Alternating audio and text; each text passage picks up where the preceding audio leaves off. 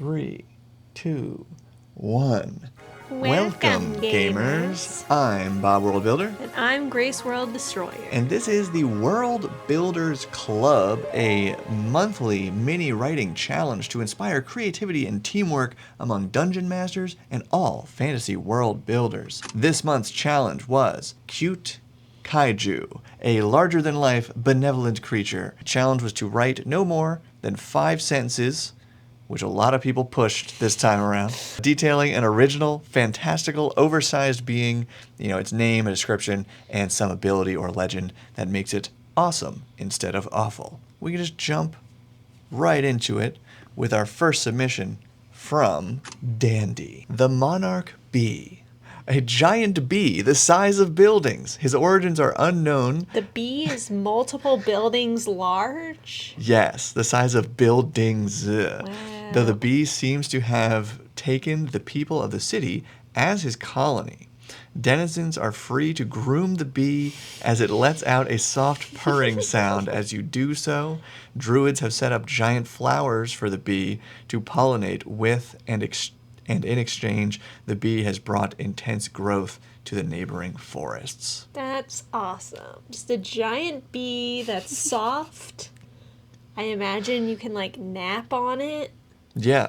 I like how this one's also very much just doing its thing. It sounds like it just kind of showed up and sort of took over, but in a way that even though it completely changed how this city or town runs, it maybe in a way that the people are just kind of okay to go along with. Imagine how much mead they can make with the honey. I was expecting there to be, druids have set up giant flowers, in exchange. I was thinking something about mead or honey would be mentioned here. So that's definitely more world building possibilities you could tack onto this.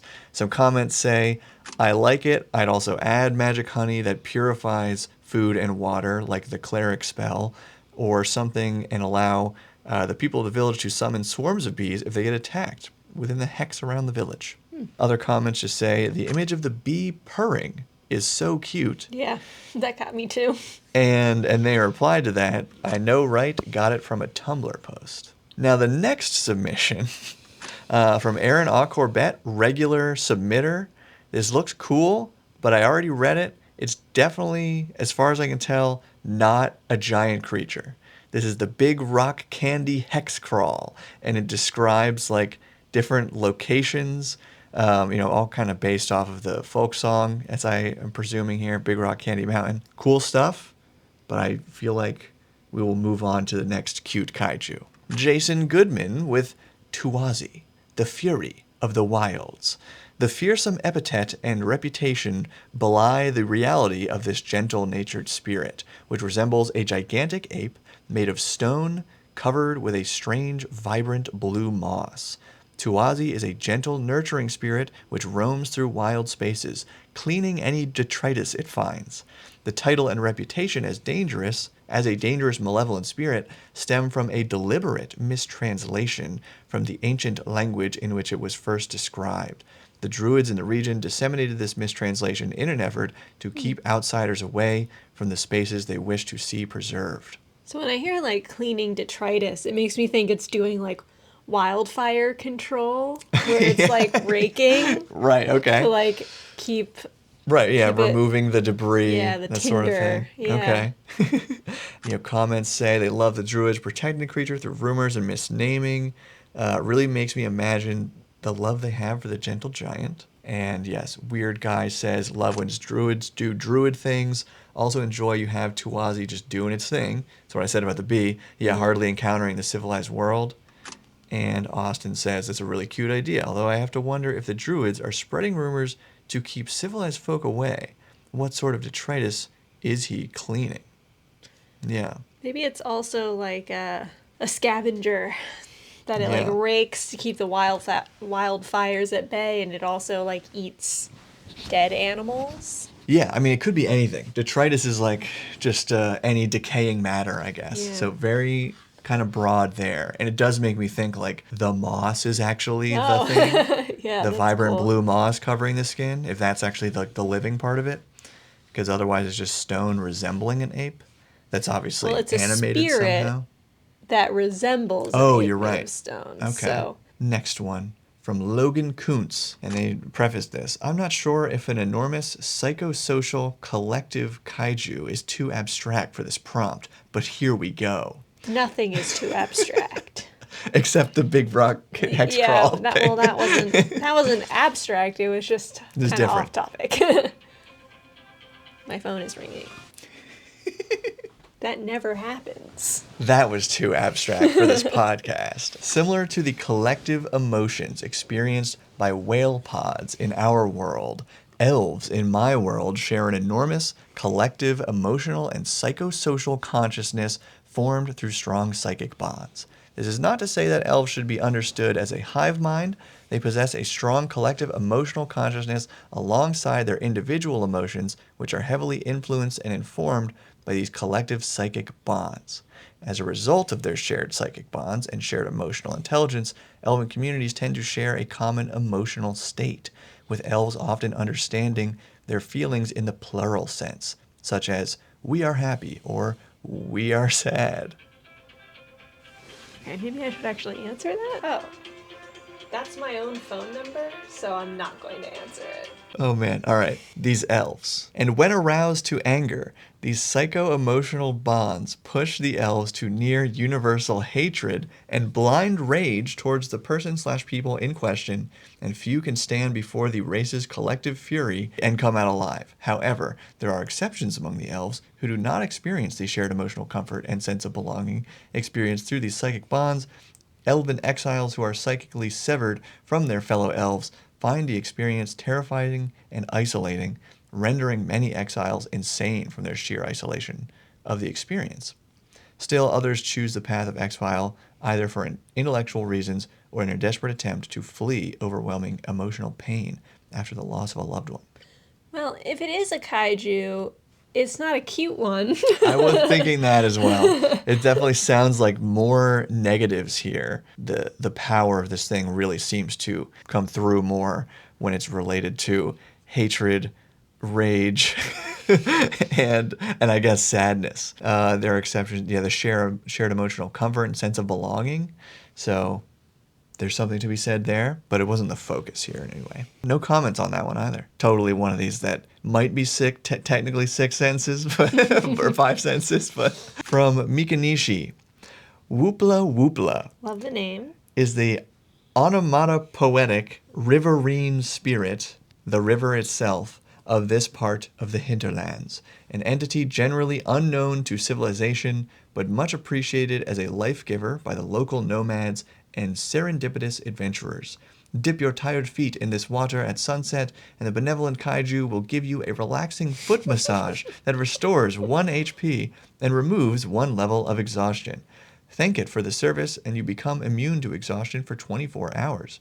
Drink from the stream at dawn and gain 1d6 temporary hit points or 1 bonus first level spell slot for 24 hours or until expended. Okay, swim or bathe in the stream for 5 minutes and gain the ability to be understood by, but not speak the language of, all Fae for 24 hours.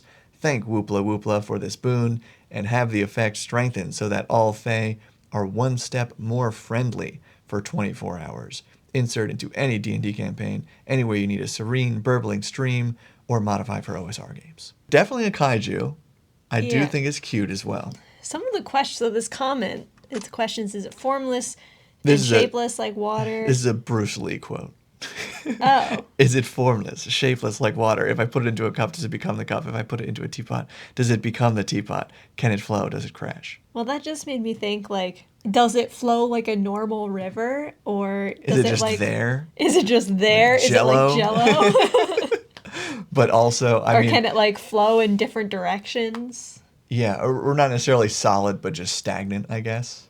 That would be interesting. Unless it's massaging your feet. Unless it's massaging your feet. Yeah, lots of abilities coming off of this one. I think this is the most abilities we've seen so far anyway. Most were definitely more lore forward. It's another spirit as well, I'm noticing too. That was like Tuazi, which was, I think, more traditional giant creature.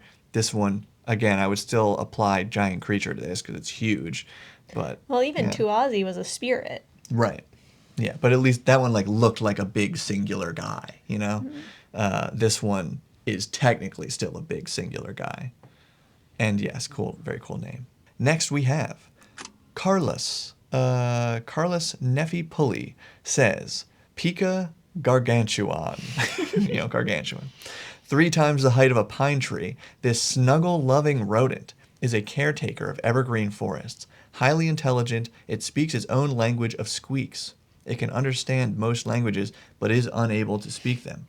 It eats mostly large evergreen trees, clearing the branches and bark with its teeth and leaving the logs, which it will exchange for help protecting its forests. It has the magical ability to plant more evergreen trees in a 2-mile cone from itself. So it just has like tree breath? Yeah. If angered, it will undermine castles and villages, making collapses lakes and sinkholes. That makes me think, so it's like it's stripping the evergreen leaves. Just like corn cob. And then it just like spits the cones back out to make more trees. Yeah. Yeah, it's not described, but that is definitely the most fun way to imagine that ability. Comments say this made me think of grass-type Pikachu. They say, yes, Pika are basically Pikachu minus the lightning tail. And another comment just said, gotta love a good forest guardian. I feel like this is closest so far to just like what I imagined people might respond with. Very cute, just a big guy, and I guess, along the lines of the bee, but this one has more of like a purpose, I guess. Like it actually is engaging with people. It says it understands them. It'll work with, towns, like trading them the logs that it's stripping and like basically harvesting, like logging. It's like doing its own logging as a forest guardian, which is also kind of interesting, kind of like the one you said could be protecting from wildfires. Yeah, so it eats the trees. Yeah. It just strips the branches and bark off the trees, but then it gives the logs to people to use. Well, I guess it's kind of like when you have a herd of goats or cows or whatever, they like eat all the grass in one area, so then you move them to another area to eat the grass there. And I guess this Pika is kind of doing the same thing. Yeah. And but like it must migrate only every like 50 years or something, because maybe they would eat the trees and then... I guess it doesn't say how much it needs to eat, too. But... 1 tree per year. It has the potential to be more villainous kind of creature here, if threatened, I guess. Because it says it will undermine castles and villages, making collapses, lakes, and sinkholes. Just dig a big hole next to everything you built. Next, from Austin Bruggeman, we have Great Old Root. His true name in the Sylvan language is much too long and complicated to pronounce, and so he is more commonly called by such titles and nicknames as Great Old Root, Groot, literally, Father Forest, Deku, Old Oakheart, and Mossbeard. Jack of the Pines, Jack of the Pines, Christian Jack of the Pines. For anyone else who watched the latest Dimension 20 season. Okay. He is a gargantuan treant that resembles no species of tree found in any world. Sporting a long beard and wide bushy eyebrows of gray-green moss, it is believed that he planted the seeds of the first trees in every world across all material planes, and that his sons are the treants who shepherd the forest, and his daughters are the dryads who defend and nurture them. Among the Fae, he is revered as supremely wise and greater than all of the lords and ladies of the Fae courts, and is sometimes called upon to settle particularly vicious disputes. Despite this reference, the Great Old Root is largely indifferent to the Fae courts and their squabbles, preferring instead to keep the company of the little folk, as he endearingly refers to beasts and humanoids of all shapes and sizes. His most defining trait, though, isn't his great wisdom or even his calm, serene demeanor, but simply his deep love for all things that grow. I would say good kaiju, maybe not as cute as some of the other ones. Yeah, unless he just has like giant... I'm just picturing it with like he's got like a beard, kawaii, sparkly anime eyes. Beard and bushy eyebrows. This is very maybe cute old man kind of kind of aesthetic here. And like comments say jowls. Comments say Tom Bombadil and Fangorn mixed. I love it. And can he walk on stars? Which might also be a reference to like Tom Bombadil or something. I don't know. Like other comments I know we've gotten from Austin, it felt like the most and this one maybe even more obvious, most Tolkien to me, among things we've read so far. You got Tolkien, you got Guardians of the Galaxy, and you've got Legend of Zelda with Deku. Oh, yeah. I mean, a lot of references here. Tyler Rafferty says, 50 feet long, 8 feet thick, the button-nosed snake with pink and blue heart-shaped markings down its dorsal side used to be named Bubblegum when it was a hand-sized pet for an elven noble's child in the semi-tropical forests of Silanthor. Worried that it will get lost or eaten, the child borrowed some magical items to help Bubblegum double in size, but without the requisite arcane knowledge and enchantments, stacked, and unfortunately for the forest rodent population, became permanent. Bubblegum's pink and purple heart-shaped markings on off-white scales each grew to the size of sheds. Its rounded button nose that used to be kissed goodnight is now only kissed by the canopies of trees, and the large eyes of which the elven child fell in love with, enlarged to the point the sun reflected as a faint dot on the lower part of its eyelid. Bubblegum's tail, once acted as a cute bangle around a child's wrist, is now choking trees when it hangs jauntily from the treetops. Bubblegum has since been chased away after mistaking dogs, cats, and livestock for proportional-sized rats, but the noble's child still ventures off into the forest to catch glimpses of their favorite pet within its permanent scaly smile. Oh, heart-shaped marking, button nose to ride it through undergrowth of their ancestral forest. Wow. That's cute. Just a Yeah. gigantic snake. A reptile, but still seems like, kind of intelligent and. Yeah, I mean, like if you look at a boa straight on, it kind of has a cute, like, puppy mouth. Yeah, I've seen pictures. I know what you're talking about. Oh, and I like this one too. Comment here says, I could totally see the king hiring adventurers to find a way to change Bubblegum back. Yeah. And that made me think, I wish I had just asked for, like, and a quest hook as one of the other parts of this prompt. That would have helped it be a little more, like, each one be a little more obvious of a way to, like, bring it into the world. From Slit, oh yeah, I think this one could be, like, the purest cute angle.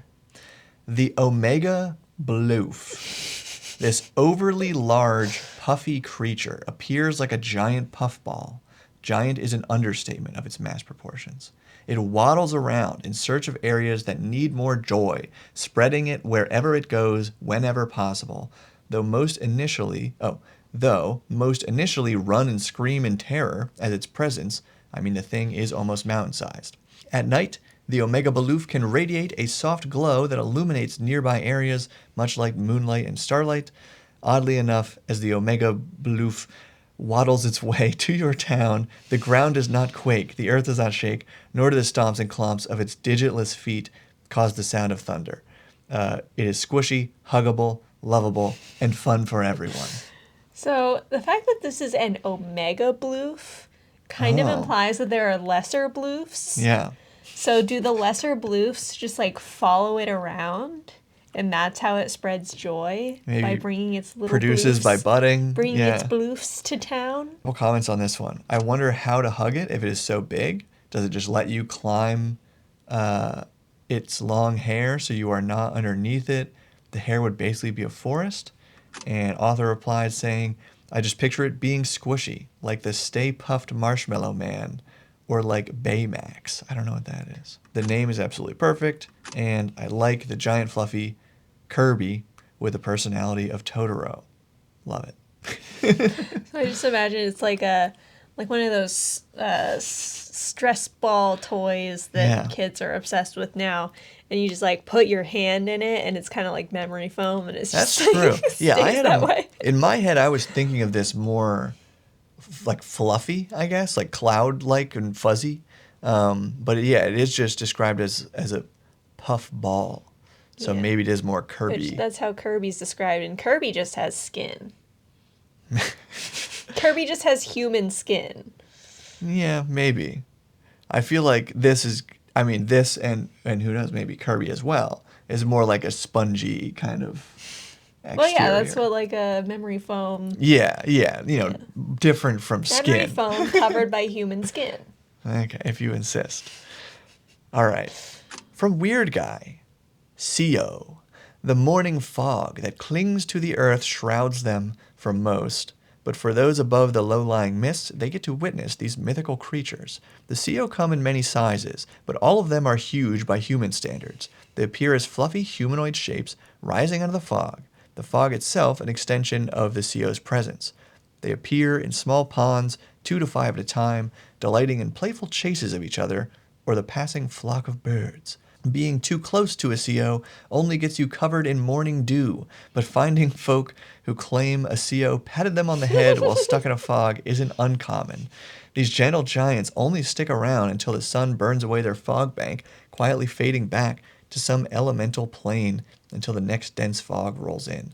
Modern scholars surmise that these CO are passive cloud elementals on some sort of brief vacation. And then there's a little more for the mighty destroyer. Because usually we have a section of prompts where Grace suggests how to add more chaos to your game. This and one other comment that like asks you a question about their submission are the closest we got for that this month. So we have, what's your gentle giant for this prompt? They had another that was a black sheepdog that travels to a massive black sheepdog that travels to cemeteries to collect waiting souls into its fur, but deemed too dark by their wife, so they scrapped the idea. Well, it's not too dark. If it's herding soul, like herding as in like, like a herd not of hurting. animals. Yeah. If it's herding the souls into the afterlife, that's not dark. But is it cute? Part of the. If it's a cute dog, then yeah, it's cute. Then it's cute with a paw. Okay. If it's a cute black sheepdog. I don't know. I didn't have one for this. What's the biggest? I feel like you probably would have come up with something like the Kirby. Yeah, probably. Because Gray's a huge Kirby fan. I don't know if that's come up before. I mean, we've done the Drylands campaign for Daggerheart. So lots of big guys in there. But I don't think any of them were. Made any that were just mine. I think I just adapted the ones that were in there, except for the last one, which was like a walking volcano. But even that was like inspired by the actual story. So from Newt, there's a tale seafarers tell of the Hull Racer, a beaked serpent with a pale purple back covered in barnacles, given such a name for rubbing against boats to make them go faster and race them. The Hull Racer is said to protect any vessel that races it, more so if given an offering. If unsatisfied with the offering, it will spray water jets. If satisfied, it displays its jeweled frills with joy. And then they commented on their own post saying, for the destroyer, what chaos could come from the Hull Racer being used to review food? I'm imagining like fantasy merchant Yelp. So they're feeding the Hull Racer? I'm not sure. That's better than what I was just thinking, like, do you mean people are reviewing food like while racing along with this thing? So it protects any vessel that races it. So like if it comes to you. Oh, more so if given an offering. Yeah, and you race it, and then like it'll protect your ship for the rest of the journey. But if you also give it an offering, then it'll be less likely to wander away. Right. And specifically, it's like if satisfied. Okay, I missed this detail when I had read this ahead of time. Because it basically gives you like the thumbs up, thumbs down with it spraying water versus jeweled showing its frills if it's satisfied. So you give it food and then see what it likes and dislikes. But what chaos could come from that? I guess it could just have a very weird taste. Obviously, it's not necessarily going to align with the kind of food that people would want to eat. But then maybe there's a group of people who are like, no, this thing is objectively correct. This is the taste maker. So we have to eat what it approves. Yeah, it creates some kind of like weird cult around eating the type of food that it likes. Yeah. Or somebody like wants to use it as a weapon and so gives it food that it doesn't like intentionally so that it'll spray water jets everywhere to like flood a town. That's pretty chaotic. Yeah. Okay. I think that one's satisfied. Last one, Athriel. The creature's name is Nidavel. Yeah, I think that's based on the the scientific name for a jellyfish, so I think it's Nidavel, is a colossal translucent jellyfish that rises from the deepest oceans once every few years, drifting gently to envelop island towns beneath its vast bell. It seems to sense when a community is struggling or on the verge of hardship, arriving unbidden, lingering for a few days, and departing only once the crisis has passed. Rumor holds that smaller specimens have been sheltering ships and vessels caught in storms at sea. By day, sunlight scatters through its translucent flesh in soft strands of pink and violet. By night, it pulses with a slow, breathing glow of purple and blue. The veil forms a dome of protection over whatever it covers, though its borders allow people to come and go freely, especially to find shelter. It can choose to seal itself entirely against outside threat. No records exist of it ever being harmed or breached. Beneath its light, people report an inexplicable sense of warmth, calm, and belonging, as though, for a little while, no one under the veil is alone. Yeah, so it'll kind of like wrap itself around you. Yeah. Like Just if there's hugging a whole storm. town. Yeah, that's nice. Yeah, if not for this last sentence, I was kind of thinking like, okay, how does it actually dispel these troubles it was summoned by, essentially? Because it says that it's like drawn to these feelings, I guess. Drifting gently to envelop island towns beneath its vast bell. Yeah, it seems to sense when a community is struggling or on the verge of hardship, lingering for a few days and departing once the crisis has passed. So yeah, it does that early on implied like it somehow solves these disputes. I mean, like or a these cool crises. plot might be like an Atlantis type thing where there is an island that then just sinks and this thing is like still wrapped around it and just has to be until A problem it can't solve, Yeah. but like it's stuck there and can't help other towns Yeah. until some other solution is found to save this one. Mm-hmm. And then it explodes because chaos. chaos, the moon's wet. Okay. Well, that was our all our posts for this month. Now, next month, because this episode was like a little bit late. You know, normally we do it the first week of the month. But the next post is already up, and it is, I don't have it right in front of me, but I think I just called it The Sword. And I want people to come up. Sword? And I want people to come up with like, what is the cool weapon? The one sword to rule of your them setting. all? So that will be linked below. Leave your submissions, and check out the other instructions, of course, for the sword post down in the description here, and follow that to the Patreon post where to put your actual comments. If you have your prompts to get some chaos in your campaign, you can comment that down below on this video. Otherwise, that's it. Keep building. Stop building.